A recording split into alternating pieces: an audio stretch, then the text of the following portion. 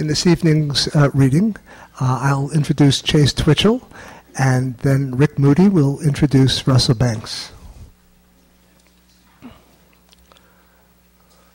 Come on in and sit down. I'll wait a second.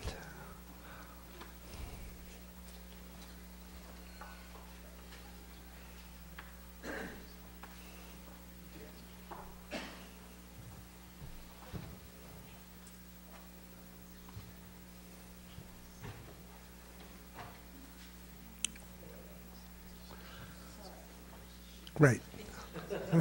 No problem. Chase Twitchell is, to be sure, an American poet. She was born here, she lives here, she publishes her poems and her books here. But you would not think, I think, to say of her that she is the most American of American poets, as some would say of Whitman, or Frost, or Robert Lowell. You would not say, as others have said of those other poets, that if every trace of the continent were to vanish, you could almost reconstruct America from the clues left in Chase's books. Of course, to believe in the essential Americanness of those other poets, you must proceed from certain assumptions about what it means to be in the American grain. If those words in the American grain suggest to you robust self-assertion or plainness of thought and diction, or a willingness to embrace multitudes, or a willingness to contradict yourself, or to relate your own present to the American past, then you know what you are looking for in a truly American poet. But Chase will hardly seem to confirm any sense of her along those familiar lines. She does very much, in the American way, demonstrate an admirable freedom from the stale perfume of conventional idiom or diction. She does operate comfortably when it pleases her to do so in a flexible vernacular, and she is never overly lavish with metaphor. And she is, as well, in a way some people take to be quintessentially American, willing, at least occasionally, and able to be light or witty or playful, even in poems that probe serious issues of life and death and loss. But then we know that none of these features are to be found only or principally in American poems, and Chase's characteristic work, even when it invokes a familiar American landscape, is too peculiarly marked by her own individual accent to remind us of anyone else's stance or idiom. Which accent exactly? Often the accent is terse, severe, as in a poem that opens, "No one dead will ever read these words, and those alive now will sweep them from the streets." Unquote. Powerful, these words, but by no means expansive or overbrimming with obvious emotion. There is plenty of feeling in Chase's lines, but it is feeling contained, controlled, exacting. Just so, you are moved often in Chase's work by a richness that is not profusion or prodigality, a richness or complexity of thought, a sly or insidious turn of phrase that can suddenly take your breath away, as in the conclusion to a poem called Tutelage. Quote, "I will not speak of my first tutor. He was my tutor and no one else's. I dedicate this poem to the flies that came to the wound." Unquote. Nothing prodigal there. A richness of emotion tightly compacted. Where Chase is moved in her poetry to an utterance more obviously expansive and lyrical, her characteristic reflex is not to take it back, but to wonder at it, to subject it to reflection. Quote, "Fair are the meadows," she can write, "fairer still the woodlands," though she sets those quoted words in italics and immediately reflects, quote, "words and woodlands, briefly simultaneous," unquote. so that the lyric effusion is made literary. The speaker in the poem not inclined to be carried off or away by the merely lovely sentiment conveyed by such words as fair are the meadows. Interested, this poet simultaneously in woodlands and in words. And so we feel, in the work of this poet, an extraordinary intelligence focused on a wide range of preoccupations, but always scrupulous, with a Flaubertian feeling for exactness of expression, and with a tensed misgiving about the lures of all forms of dishonesty. When, in a poem called Skeleton, Chase quotes the oh-so-American troubadour Bob Dylan, this is what we hear. "Truth," he said. "Why, truth is just the plain picture," unquote. We can't help feeling that Chase approves, though her own work provides a hell of a lot more than a plain American picture. Chase Twitchell.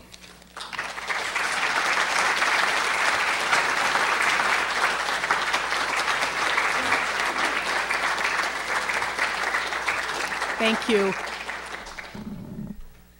Robert is the best introducer on the planet. Thank you. I thought I would do something a little different tonight and read pairs of poems. This is my favorite audience ever in the world, as well as my favorite introducer. And it's partly because everyone here is truly interested in writing and interested in learning about writing. And those of us who've been doing it for a long time know better than those who've been doing it for a short time that it never ends, that learning process, and that everything you know to date is useless in the creation of the next work. You have to find it out all over again. So I thought I would read pairs of poems, and I'm not going to tell you why I paired them. Some of them are because it's an old and a new take on the same subject. Some of them are because they oppose each other, and I'm going to leave it to you to figure out. Sickness and medicine. Old Nan's hindquarters crunch when she walks. Sometimes she carries her left foreleg. When I bend down to give her cream cheese with a pill inside, she licks my own arthritic hand. The tractor blurts out diesel noise, blades sparking on hidden stones, then a wounded silence. In the just cut field, a fox watches each bite of dinner reveal itself. Paying bills in the early morning, brooding about the mortgage, the potholes in the driveway. My old fountain pen writes beautiful, smooth numbers. Share with the others, bossy blue jay. I like the little birds better than you. Their voices are sweeter, too. After the first big snow, a hush. Tracks under the feeder. The mice have stashed some birdseed in my boots.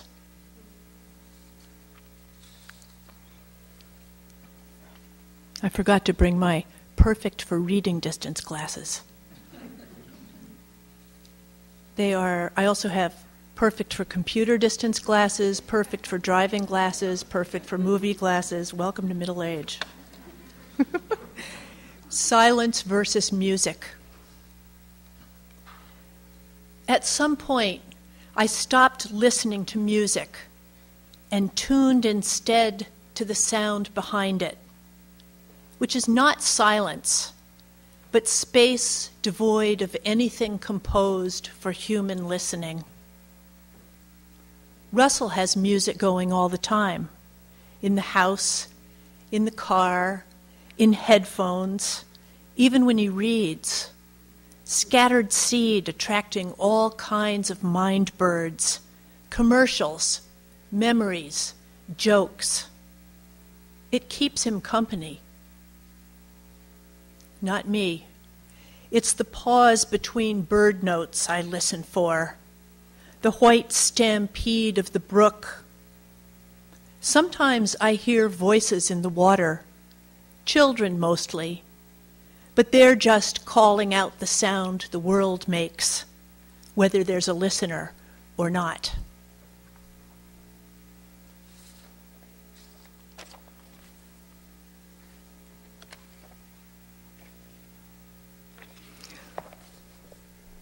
A seduction. I had a dream so pure of form, it slipped intact from the dark. Out of a narrow cleft in granite, a waterfall sluiced down through damp mosses, lichens, ferns, and a glitter of thrown drops. I used to fish for trout shadows there in childhood, where the partridge berry trailed its small green discs in the spray. But I was inside, looking out through a crude window, a hole in the wall of massive stones, and saw the lit candles overflowing on the ledge, the long lily petals, gray-edged and shrunken, dropping onto the black crepe. It was a place of remembrance for the dead. And I thought, the jewels in the brook are the lights of grief. The beloved is already dead. All the green frailties and sacramental waters, before the naked species came to feed on them, and the virulent armies went forth, leaking excrement and fuel to colonize the last shreds of paradise. O beautiful window cut from the dark, in the moment of death, can I climb through the bright rectangle into the resurrection, a heaven preserved within myself? I've lost the way. O dream, come back for me.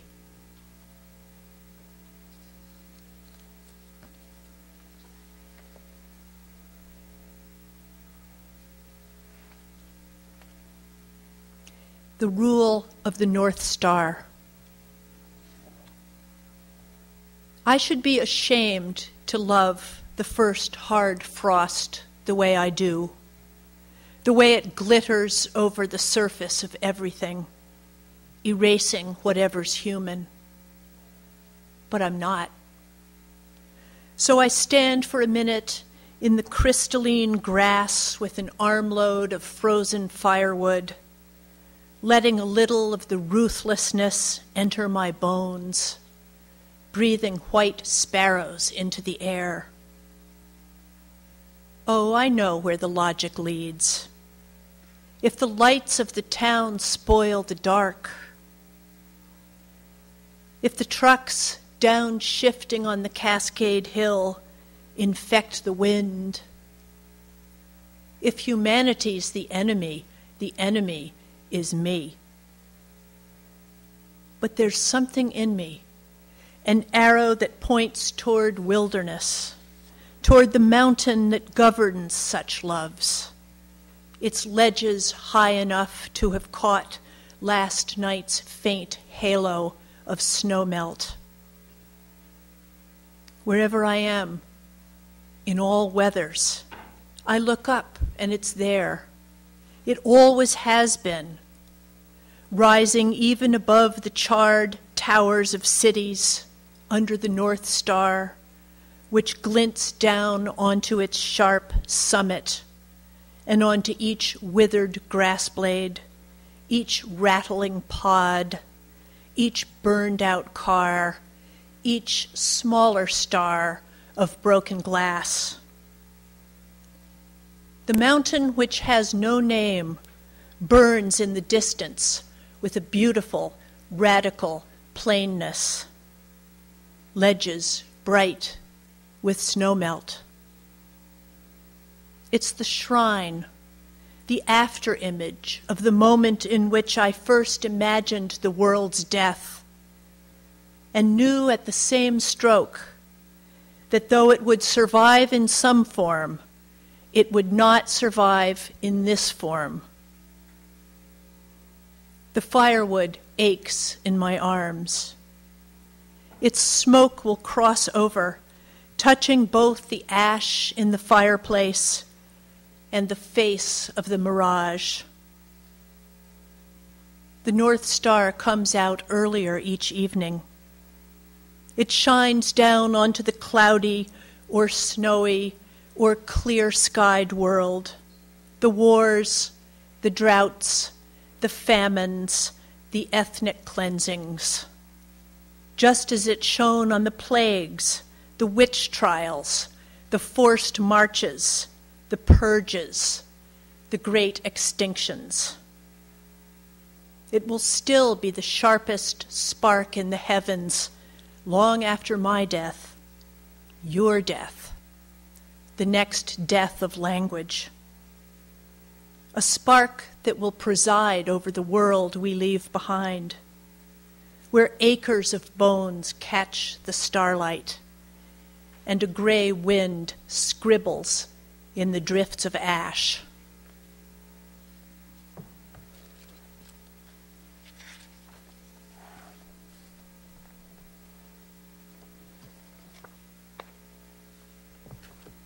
New subject. Chanel number 5. Life had become a sort of gorgeous elegy, intimate with things about to be lost. The waiter's hand on the wineglass seemed an intermediary flame, the atoms rampant inside it, though it moved slowly and hesitated slightly before it was withdrawn, as if it meant to ask whether anything more was wanted. Attracted by the static of the surf, I dined alone, the beach hotel half empty in the off-season, the honeymooning couple at the table next to mine, caressing with their voices the still folded map of their future, their 2 armies still in reserve, the flowers massed between them, a flimsy barricade against their awakening grief. The long pin of her corsage pierced the thin silk on her breast. White flower, green leaf, black dress. In her perfume, I smelled the residue of all their recent happiness, a sweetness corrupted by the sea, and yet she wore it innocently, that target. It was a fledgling bitterness I caught off a shred of air that had touched her dress as she rose to follow her husband, Mystery. The little emblem inside the flame, the male and female become one, was blackening back in their room overlooking the sea. But before they hurried back to it, she looked at me and, as if to inoculate herself against me, inclined her head to smell her own gardenia.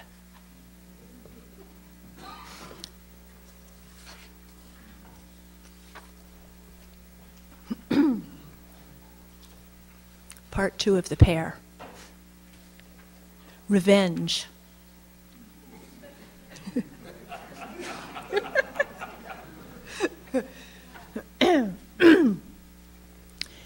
He was standing on the hotel balcony when I awoke, watching the late afternoon sluice down green gold over the fronds of the royal palms. Palms in wind make a sound like knives being sharpened, languorous in my dispersing sleep, slicing against themselves. He was watching the melon-colored light run over the slow swells, and the pleasure boats trailing their long, white, creamy wakes, their engines shuddering.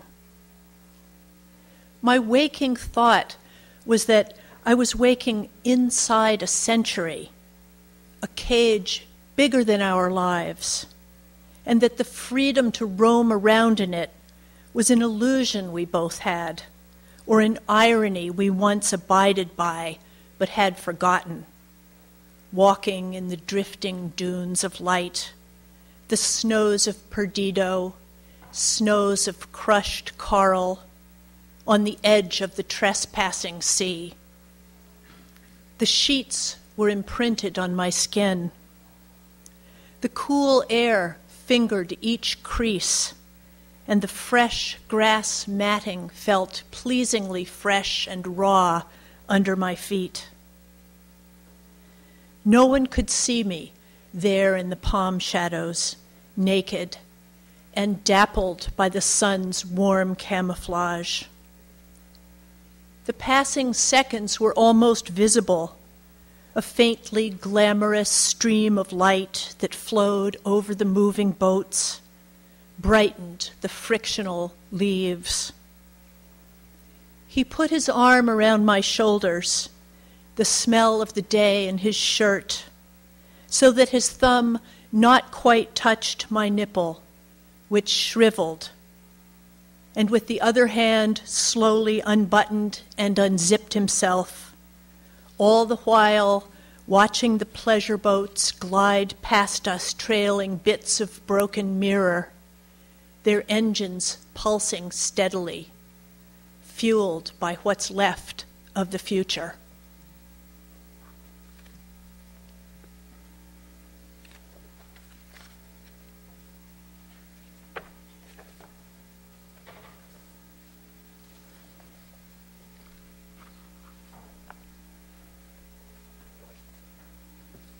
Two more pairs. Cities of Mind. From up here on the parapets, I can see skeletons of meaning strewn among stones, all the way east to childhood's shaded rooms. To the west lie the cities I've not yet imagined, and those I never will. Let's admit it's an addiction, this scribbling turned typing. How else might we speak of it? As an anxiety? In any case, I seem to like its fangs in my heart. On Dad's 80th birthday, we had a little party in the living room. The whole herd of wheelchairs drawn like magnets to the smell of cake, the snuffed-out candles. I'm sorry my father keeps barging in here. He usually doesn't stay very long. He's an old man who was once a man. And one of Mom's shadows falls from time to time, just so you know. Jim Richardson says, all work is the avoidance of harder work. True in my case.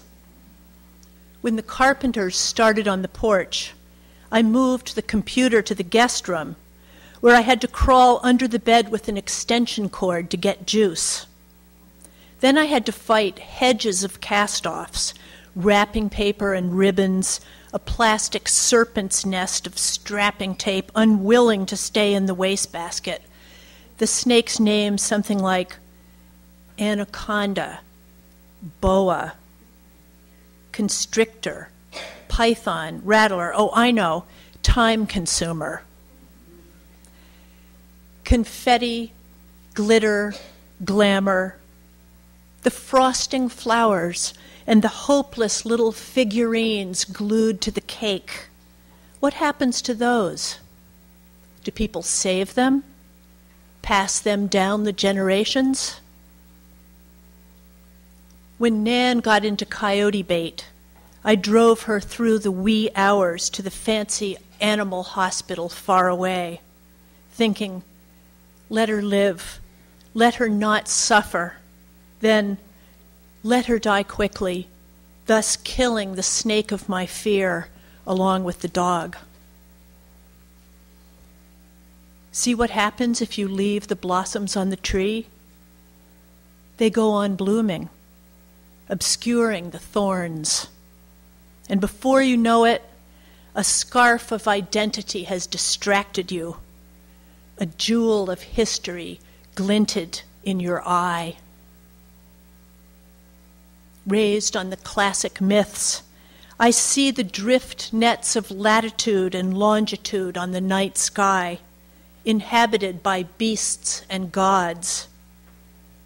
On Pegasus I fled the hunter, the centaur, the satyr, riding the star horse out to free the greater and lesser bears, the major and minor dogs, caged in their constellations.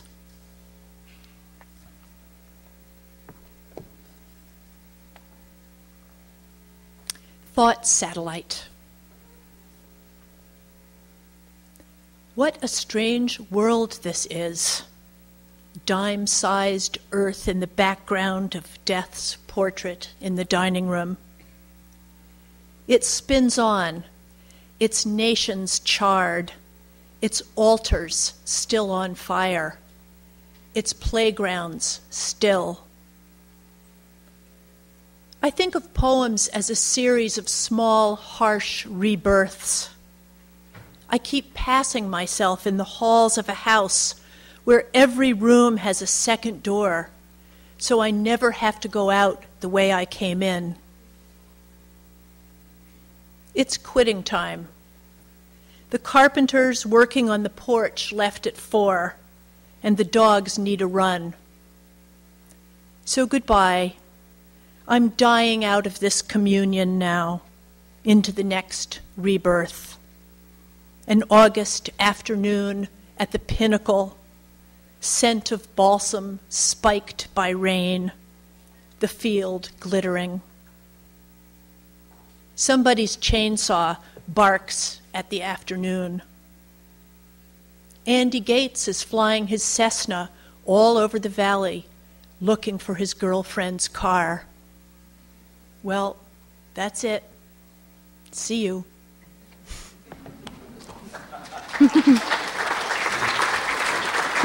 Thanks.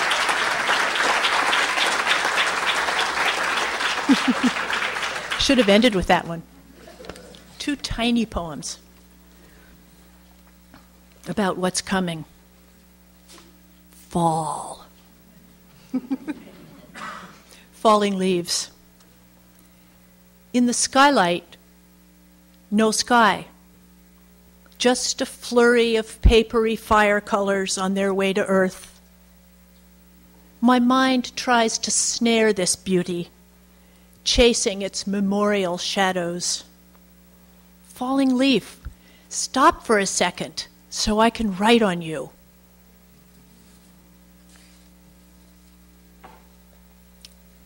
Ochre and blue.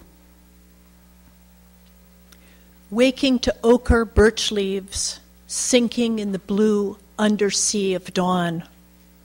I swim in the same currents, needing nothing.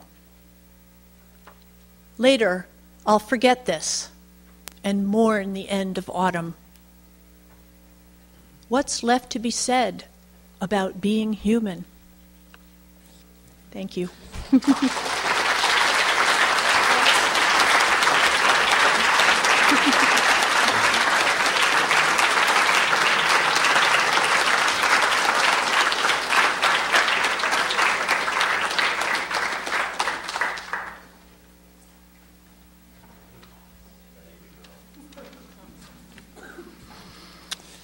Well, that was great, Chase. Really moving. My observation is that the introductions are usually in the mode of trenchant interpretation. And that's great, but since I'm the introducer and Russell is the subject, it's impossible for me not to be personal. And there are a couple of reasons for that. One reason is because Russell's my teacher and my thesis advisor. And the other reason is that I think the work forces you to engage with it in an emotional way and in a personal way. And so it seems silly for me to attempt to try to fashion or cobble together an interpretation when mainly what happens to me with Russell's books is that I'm moved and I go someplace emotional with them.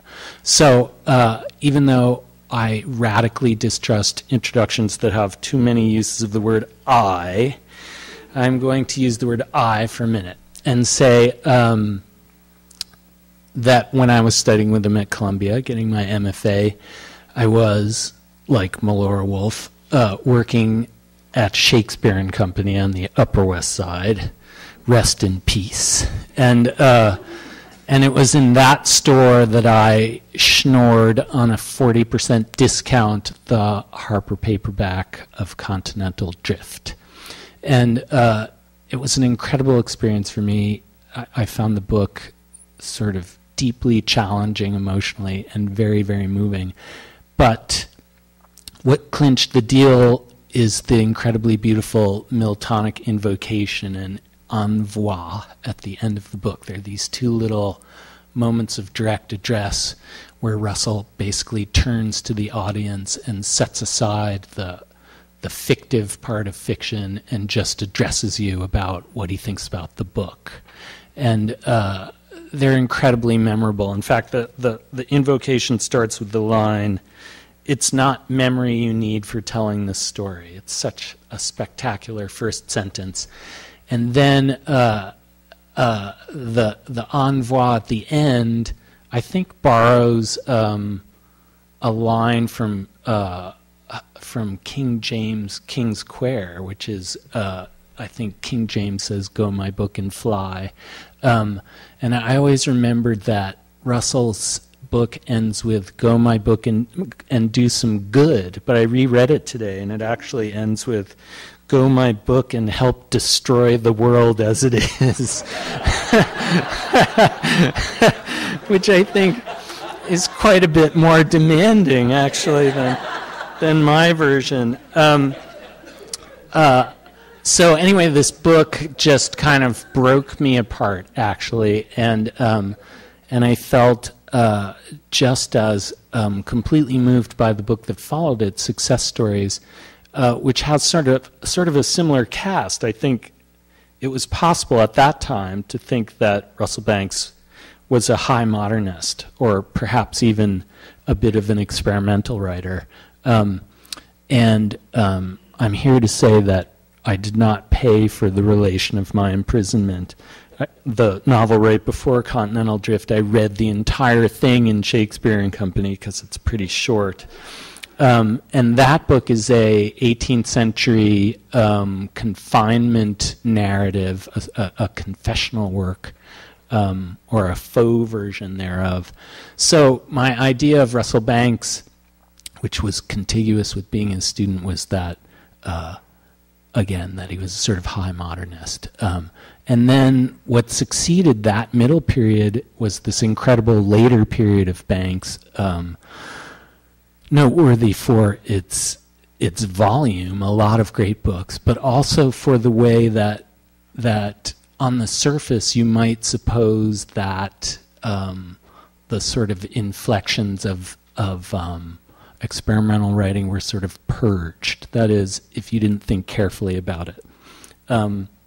I consider the sort of standout works of the later period to be The Sweet Hereafter, which you should all read if you haven't yet, and that book seems to me engaged with Faulkner a little bit and with ideas of point of view.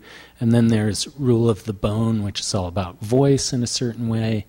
And then Cloud Splitter, a mammoth undertaking and hugely ambitious, again in a sort of distant American language, which is to say 19th century, sort of biblically inflected American language. And these books, though they may appear to be more narrative-driven and less concerned with formalism, nonetheless seem to me to have a sort of sly, formal wisdom lurking beneath the surface. Now, what's so important about that and interesting to me is that I would say the sort of dialectic of the history of American fiction has it that work that comes from the working class has no formal invention in it whatsoever. And work that comes from the academy and from the upper class has all this formal trickery and none of the heart that the working class work has. And so what's fascinating about Russell is that he was sort of born into the working class and was actually a boiler repairman in New Hampshire, correct? And so therefore has authentic working class roots, but for having come through the prism of the 60s and the period of ferment in American literature then, nonetheless incorporates some of this experimental energy. To me, that means he's completely singular and not like anybody else who's working.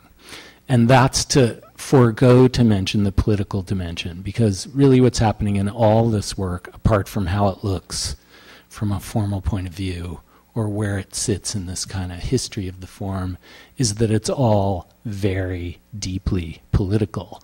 And so the late period, Cloud Splitter being all about John Brown and about the abolitionist movement, and Rule of the Bone and the Darling being about race, the sort of treading right into the middle of incredibly difficult questions makes the work deeply political in a way that I also find admirable.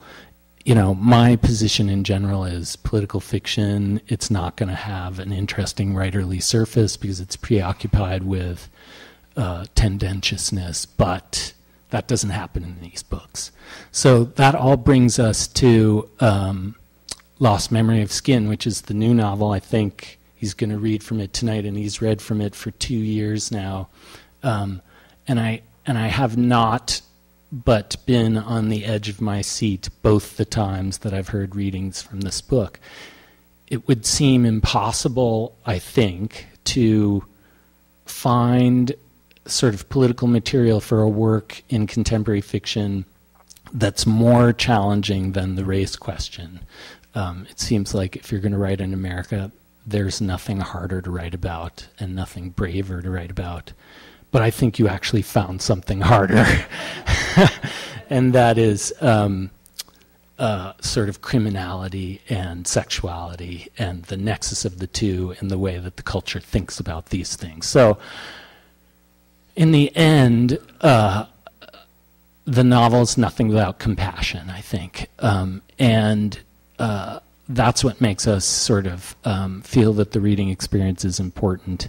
And it's what's undergirded Russell's politics. And it's why I think making a personal introduction is an appropriate thing, because without this compassionate muscle in the work and forcing you to feel compassionately about the people in the novels, there's nothing personal about the reading experience at all. But that's what Russell does amazingly well. And in this book, he's just taken this question of how compassionate can you be as a reader to a completely new place, which means for me that this is a whole new sort of fourth period of your work, and one that's even more challenging and more moving to me as a reader. So I say this, you know, as a person who loves Russell and has known him for 25 years, that I was changed by him as a teacher, but it's even more exciting to stand up here and say that I'm challenged by him as a reader and changed by him as a reader, and how moving it is to be able to know that in this whatever fourth decade of your work, perhaps, that the fifth decade, that the risk-taking is still happening, the challenges are still there, and to my mind, that means major American writer, RusselBanks.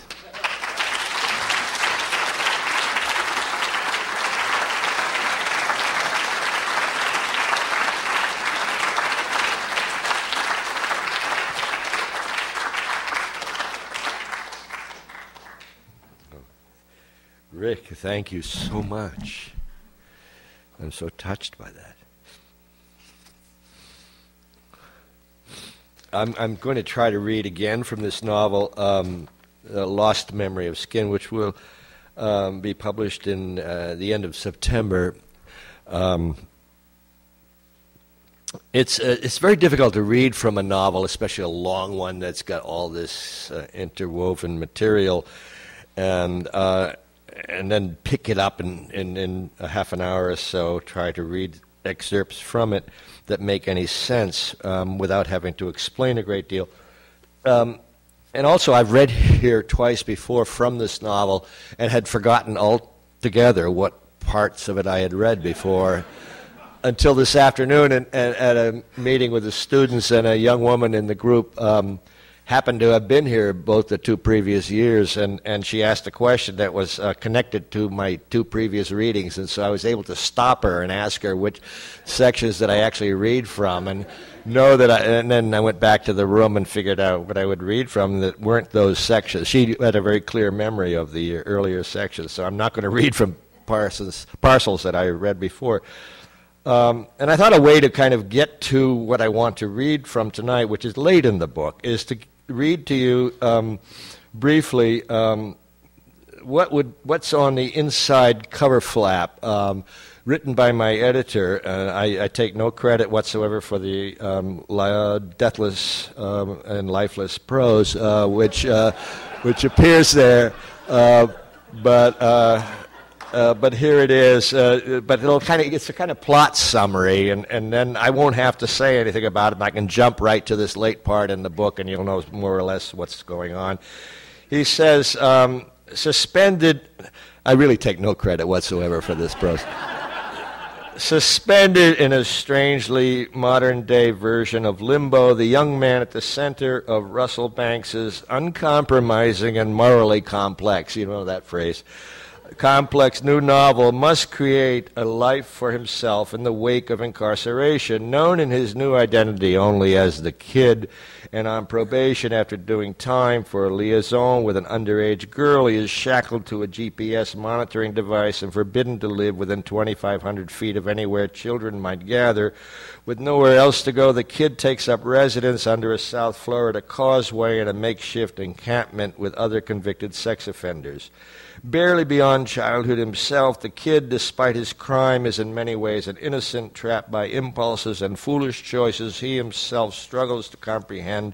Enter the Professor, a man who has built his own life on secrets and lies. A university sociologist of enormous size and intellect, he finds in the Kid the perfect subject for his research on homelessness and recidivism among convicted sex offenders.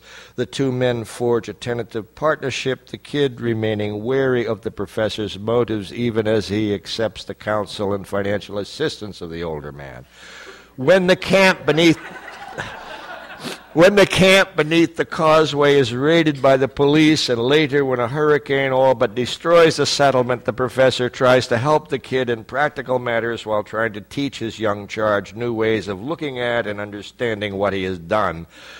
But when the Professor's past resurfaces and threatens to destroy his carefully constructed world, the balance in the 2 men's relationship shifts. Suddenly, the Kid must reconsider everything he has come to believe and choose what course of action to take when faced with a new kind of moral decision. Okay, so now you know the plot. All right. All right. So I'm going to pick this up relatively late in the book, after the moral decision still hasn't been made.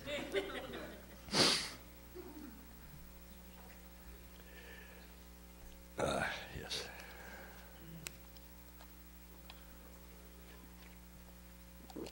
The area of a circle is pi times the square of its radius, which means if you're required to reside 2,500 feet away from any place where children regularly gather, a school or a playground, for instance, or a video arcade, you have to live outside a closed circle of 9.25 million square feet.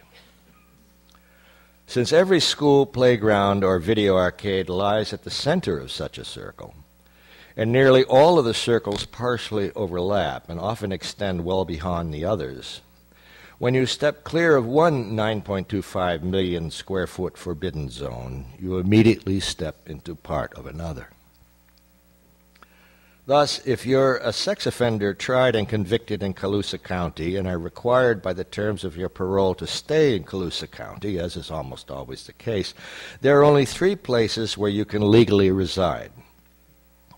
Under the causeway that connects the mainland with the Barrier Isles, in Terminal G out at the International Airport, or in the eastern end of the Great Pensacola Swamp. The kid knows he can't go back to the causeway again. Whatever they had going for themselves down there before the hurricane, it's totally smashed now. The rabbit is dead and Iggy is dead. Their ghosts will haunt the place forever. The shyster, Paco, the Greek, PC, Fruit Loops, Ginger, all the residents are scattered across the city like cockroaches, and in any case will be looking out only for themselves now. It's like Paco said when he rode off into the rain, the kid's got to do the same. Look out only for himself. Forget communal living, collaboration, cooperation. Forget community completely, except for Annie and Einstein. That's his dog and his parrot. You're on your own now, kid.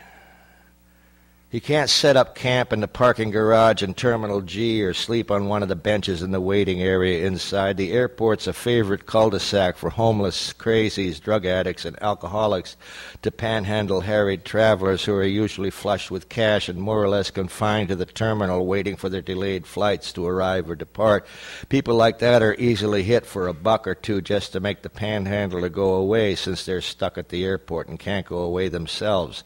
The homeless, crazies, addicts, and alcoholics end up nodding out or falling asleep on a modernist stainless steel bench inside the terminal, stinking up the place, or else they look for an unlocked car in the garage, or failing that, break into a locked car where they can hole up till the owner comes back from his trip, which is why there are so many cops patrolling the area. The kid would be busted in an hour for vagrancy and sent back to prison for violating parole.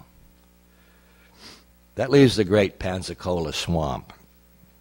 The vast, grassy marshland is a 14,000 square mile national park that sprawls across the entire southwest quarter of the state, extending all the way east into Colusa County to where it was partially drained a generation ago by a concrete grid of 30-foot deep canals, creating the cane fields, citrus groves, and truck farms that bump up against the expanding suburbs and tract house developments of Greater Colusa.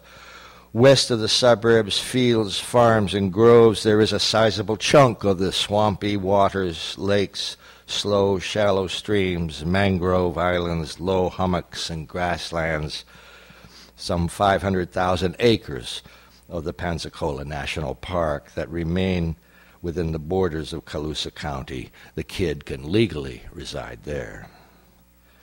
Though less than 30 miles from so-called civilization, the swamp is home to alligators, small deer, the last of the American cougars, and hundreds of species of birds.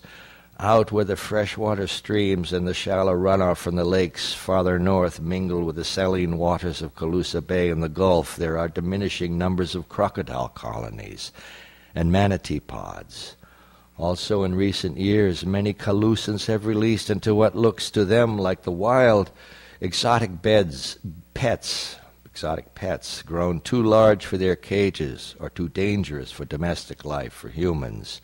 The swamp has become the home away from home of 20-foot-long Burmese pythons and other large Asian, African, and South American snakes, huge snapping turtles captured as babies in Georgia and Alabama ponds, pet wolves, feral cats, parrots and cockatoos, and in a few cases monkeys, macaques, gibbons, and at least two pet chimpanzees, grown from cute little humanoids into powerful destructive adults that a year ago had to be shot by park rangers for attacking a group of their Homo sapiens cousins visiting the park from abroad. At the ranger station located near the entrance to the park, you can buy a ticket for a 30-minute tour boat ride through a small part of the swamp and out into Calusa Bay to watch the sunset. Or if you prefer to penetrate to the heart of the swamp on your own, you can rent a canoe by the hour for the day.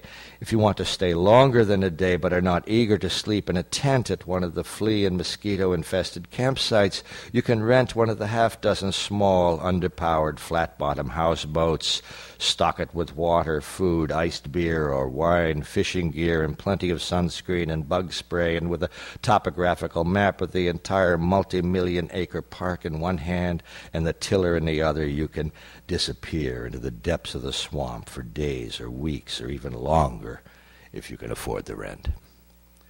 Though he's never been to the great Pensacola swamp in person and doesn't know much about anything he hasn't experienced in person, the kid knows all this.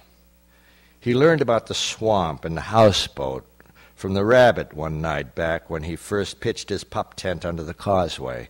Still unused to the noise of the traffic overhead, the filth, stench, and crowdedness of the place, and the sometimes erratic, scary behavior of the other residents, he was grousing to the rabbit, who was the only one living down there who had befriended him and didn't seem to want anything from him in return. The kid whined that there's got to be a better place than this rat hole where they could legally reside.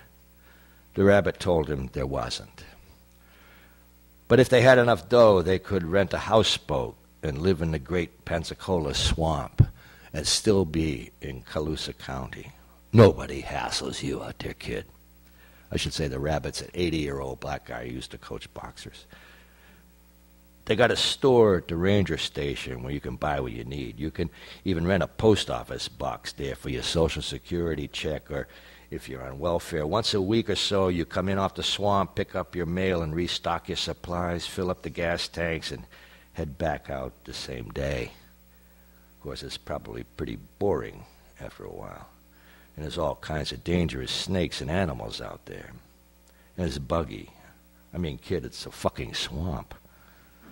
They probably got malaria out there. But nobody can bust you as long as you can pay your rent for the boat and obey the park rules.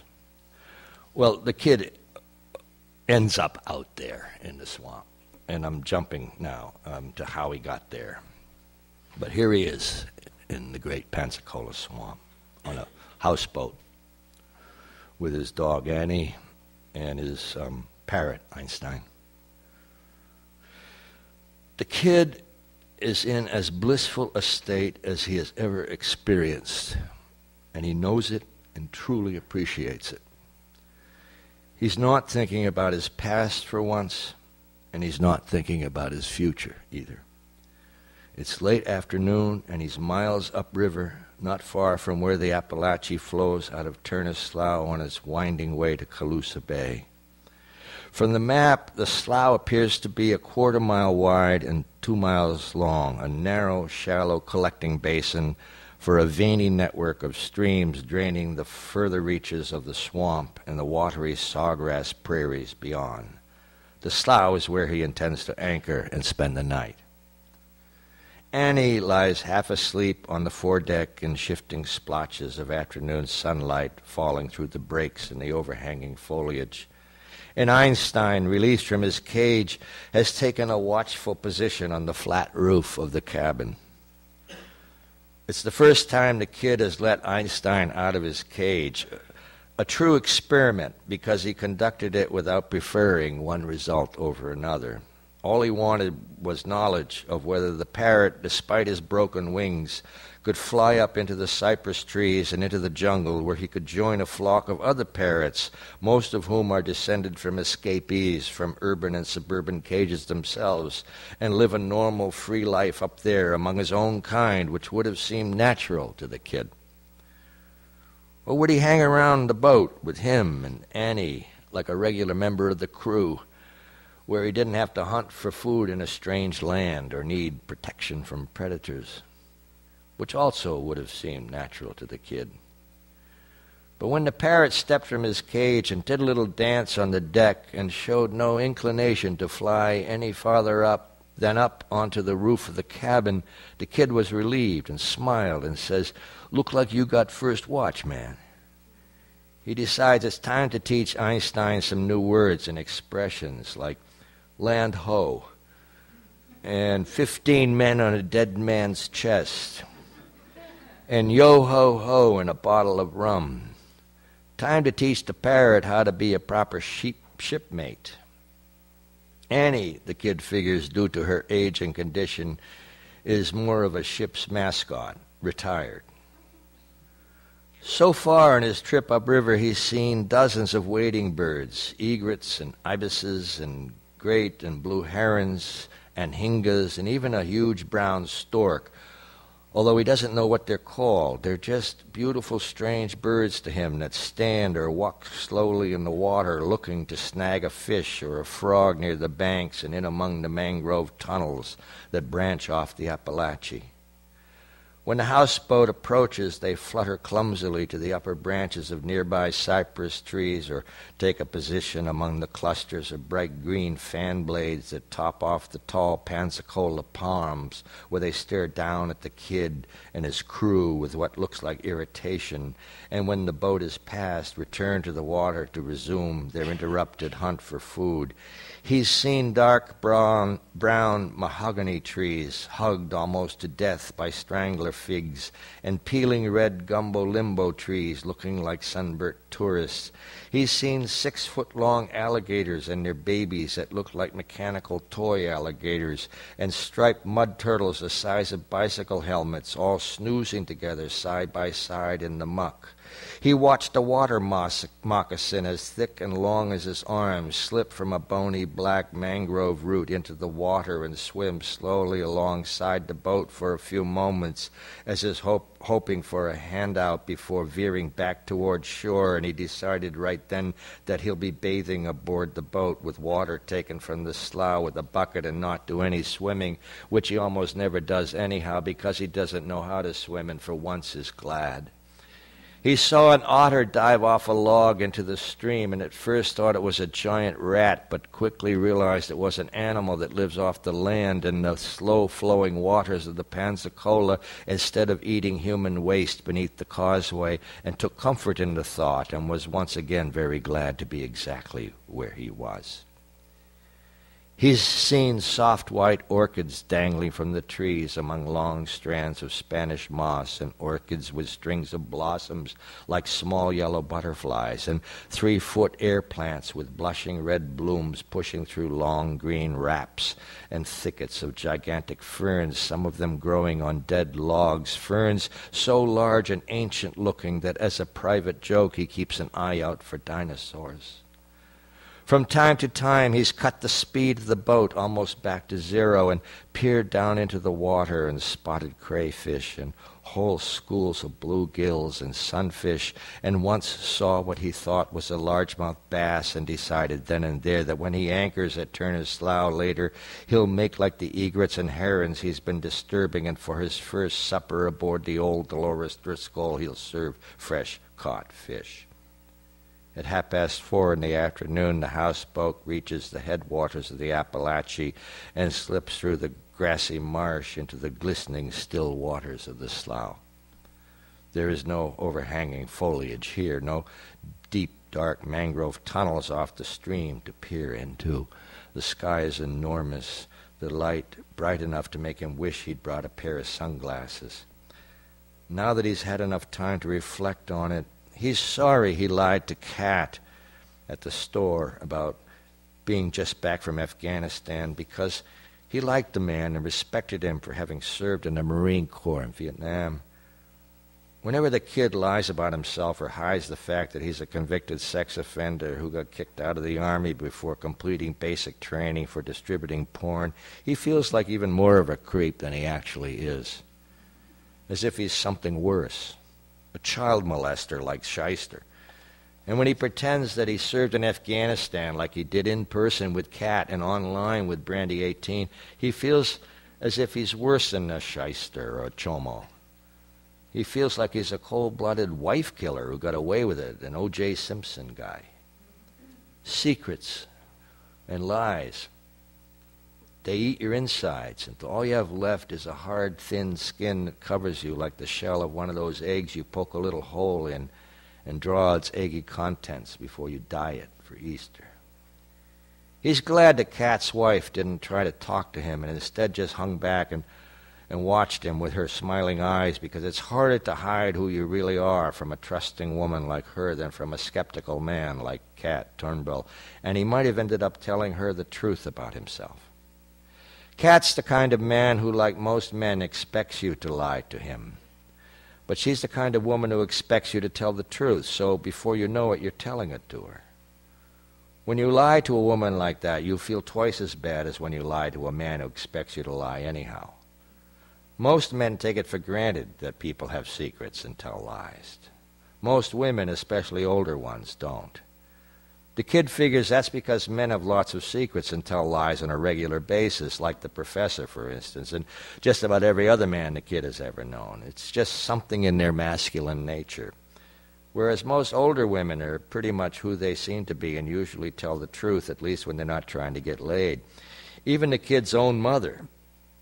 With her, what you see is what you get, for better or worse. She's 100% truth in advertising, although maybe it would have been better for him growing up if she had kept a few things from him and had lied now and then about herself and about what she did in her spare time and after work in the bars of Calusa and later, or when she went off with her girlfriends on cruises. Too much information, he thinks. TMI. He knows all that wasn't his mother's fault, and he doesn't blame her for the way his life ended up. But knowing your mother's secrets and always being told the truth by her can hurt you, especially when you're a child.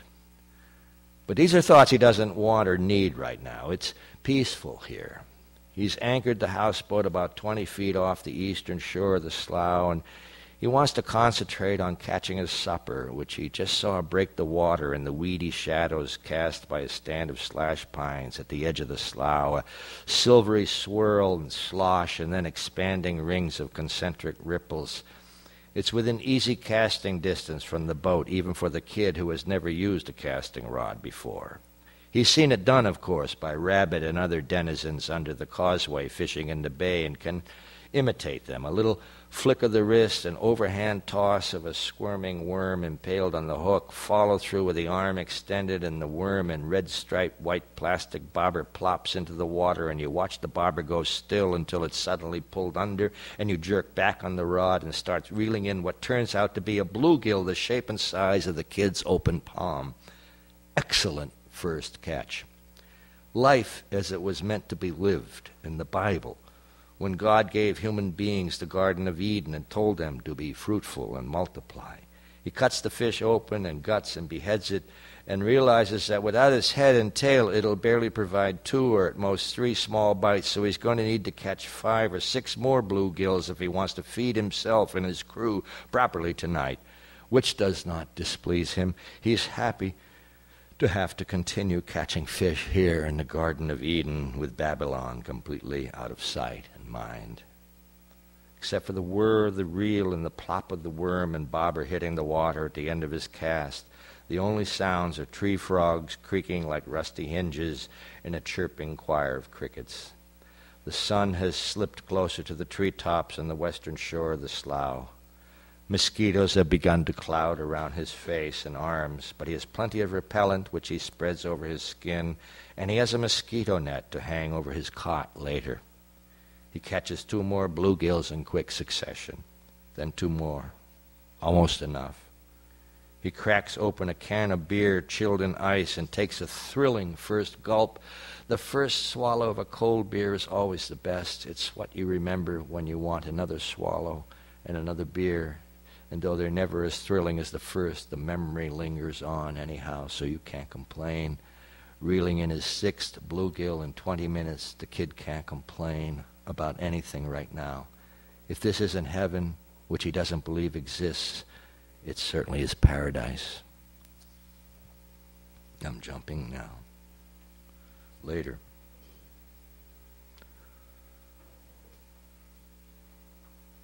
He believes that he is lying half awake aboard his houseboat on a mattress beneath a cheesecloth mosquito net with his dog and parrot asleep beside him. He thinks he is awake. He is still trembling, but is relieved to have escaped from the Spanish slave catchers and the British soldiers, and now from agents sent down from Georgia and the Carolina plantations to sail along the coast hunting escaped African slaves. Gradually, in the last few moments, the kid has begun to realize once again that he is not wakened. He only thought he woke. He is still asleep and dreaming. He feels an unease, a serious discomfort with that information. He fears that if he cannot wake from his sleep and break off this dream, something really bad will happen to him. He tries to concentrate and will himself awake. He grunts and groans, trying to make animal noises that he can hear in his sleep, and that ought to wake him. But he stays asleep. He says to himself, it's only a dream, a fucking dream. If I can wake up, everything will be okay, and I'll be in paradise again. Really bad things won't happen to me.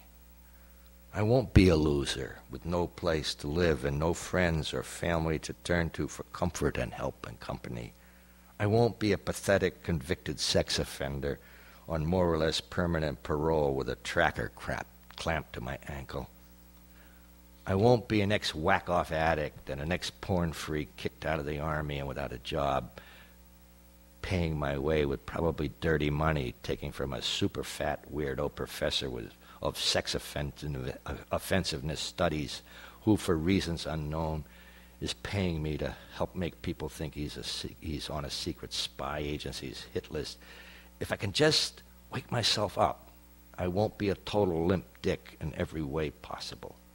If I can only wake myself up and stop myself from dreaming, I won't be me anymore. Alarmed by the kid's groans, it's Annie's single frightened bark and a squawk from Einstein that wake him from his multi-layered dream.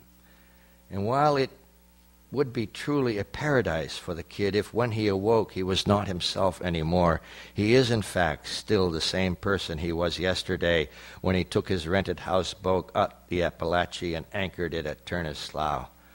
The sole consequence of his dream is that he knows today that he's not living in paradise like he thought he was last night, but in a fallen world.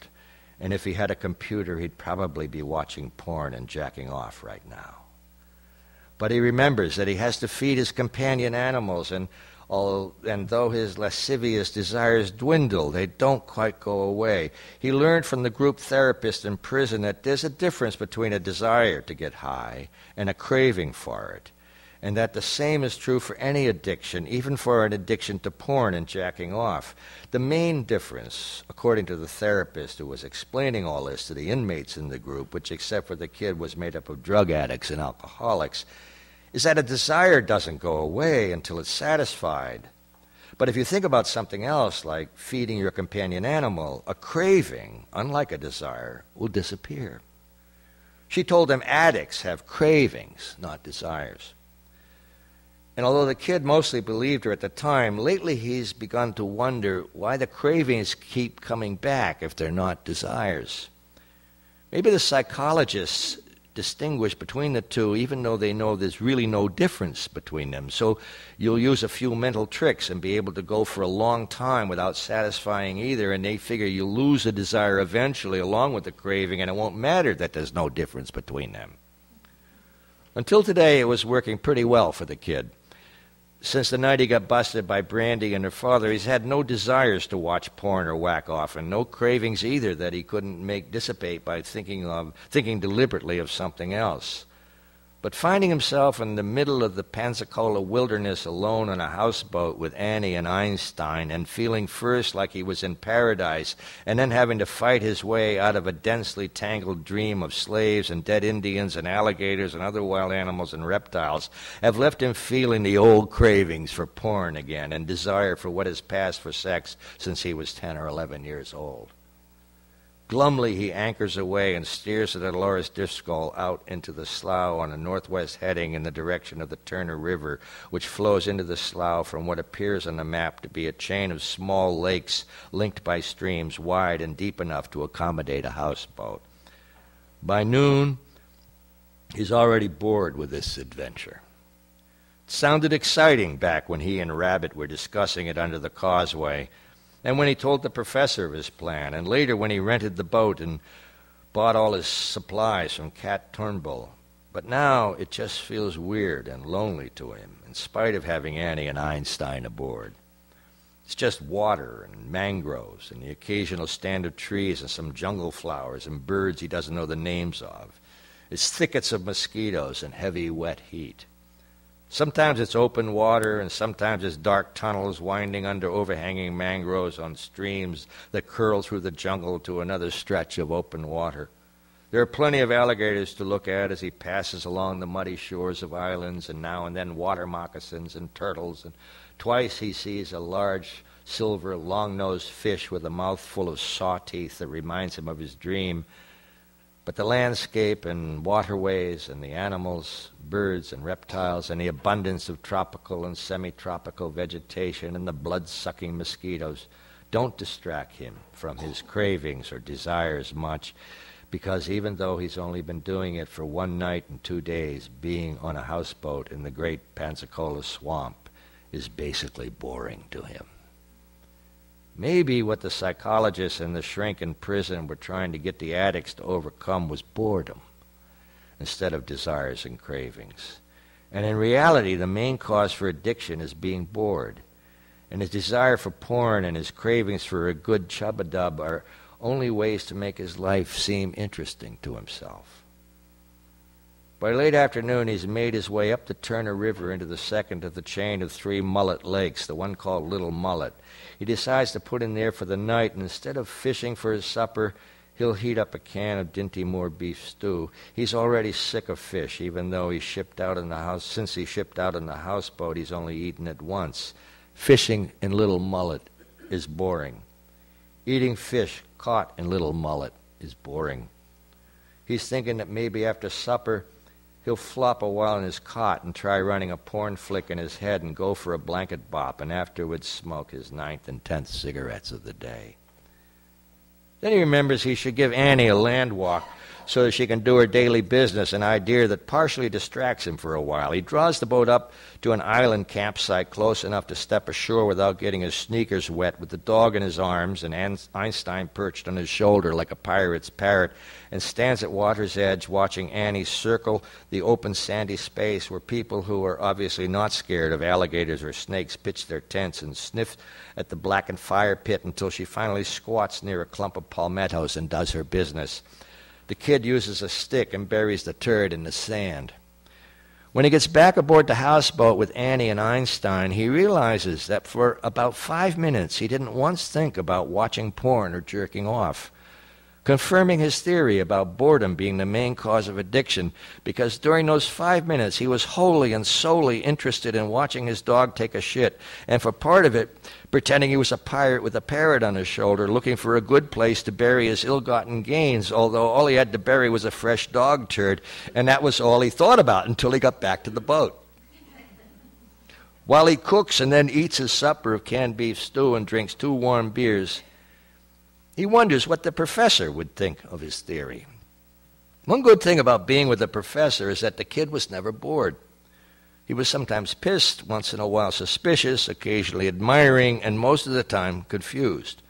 which caused him to remember the crank-powered portable radio that the professor gave him when he first visited him out at Benbow's.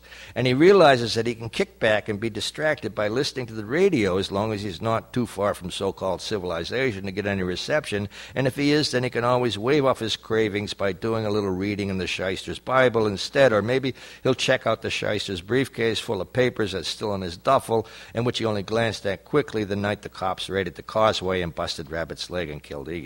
Okay, so his situation isn't perfect here, and he's spending a lot of time and energy just fighting off boredom and addiction and still going through porn and masturbation withdrawal, but he's glad all that's behind him now, living under the causeway and getting fired from his job at the hotel and camping at Benbow's and the deaths of Iggy and Rabbit bound together forever beneath the dark waters of Calusa Bay and the hurricane that wrecked the professor's planned community for homeless sex offenders. Maybe he was never bored back then like he is now, and therefore wasn't tempted by mental porn flicks and a real-life Woody waiting for his wet hand. But he was definitely in a lot of continuous, ever-complicating mental pain.